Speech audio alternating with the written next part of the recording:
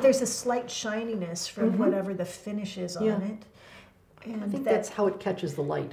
Anita Breckbill and Hannah Jo Smith are on the adventure of a lifetime, and it all revolves around a famous composer, an iconic performance, and a tiny piece of wood that ended up in Nebraska.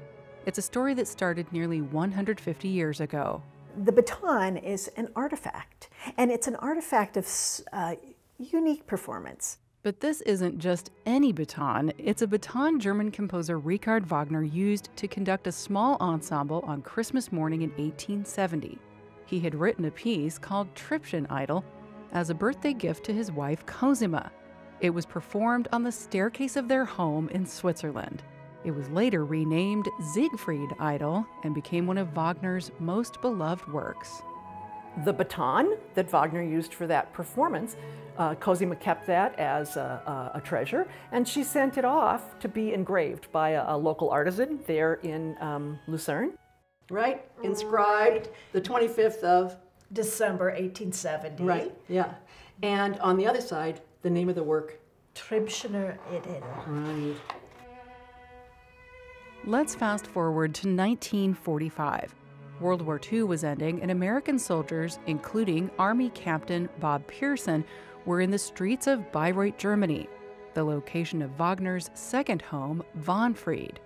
Allied forces had bombed the city, and Wagner's home had been damaged.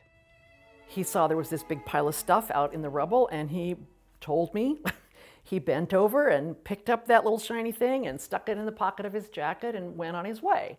Pearson returned home to Michigan with the baton, and that's where it stayed for the next 50 years, a well-guarded secret among his family and friends, including Hannah Jo Smith's father, Philip, who worked with Pearson. In the mid-1990s, knowing his daughter was an aspiring musician, Smith traded letters he had from counterculture icon and author Aldous Huxley to Pearson for the prized baton. I think when my father realized that I was going to have a career in music, that he wanted to find a way for the baton to come to me, knowing that I would be able to discover more about the baton and care for it in a proper way, acknowledge it, honor it. This is where Hannah Jo Smith's friendship with Anita Breckbill enters the story. Anita was aware of the Wagner baton Hannah Jo had been given by her father. Anita's late husband, David Breckbill, just happened to be a Wagner scholar and classical music reviewer and asked to see the baton. He was very interested not just in seeing the baton, but in handling it, right? And about sharing what he knew about the baton with me. Because I was really, I understood what it said, how the baton was inscribed, but I didn't understand the connection, what that really meant. The name of the work? Trippchener Idyll. Over the years, now with a better understanding of the baton's unique history, Hannah Jo Smith and her friend Anita Breckbill talked about returning it to the Wagner family and having it displayed in the Wagner Museum in Bayreuth, Germany. Anita's husband Dave had died, and it seemed like the right time.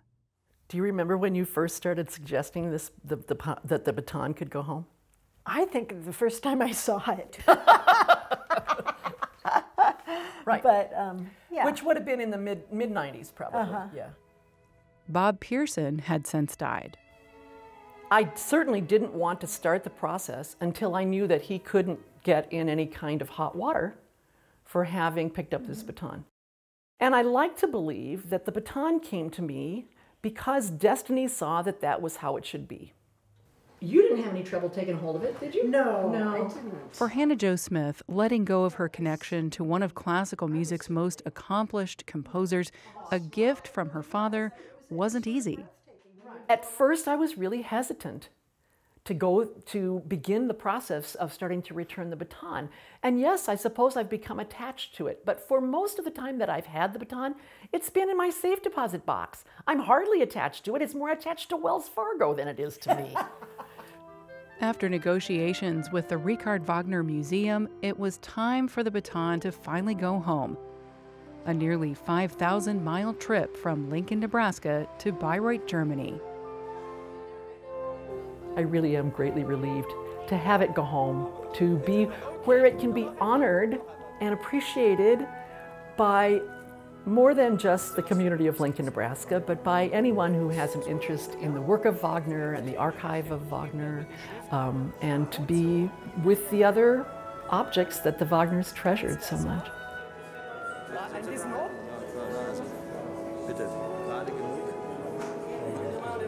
So the Festspielhaus, built in 1872, do you remember how hot it was? It was outrageously hot. I'm so Back glad. home in Nebraska, their adventure over, Anita and Hannah Jo haven't had second thoughts about returning the baton to Germany.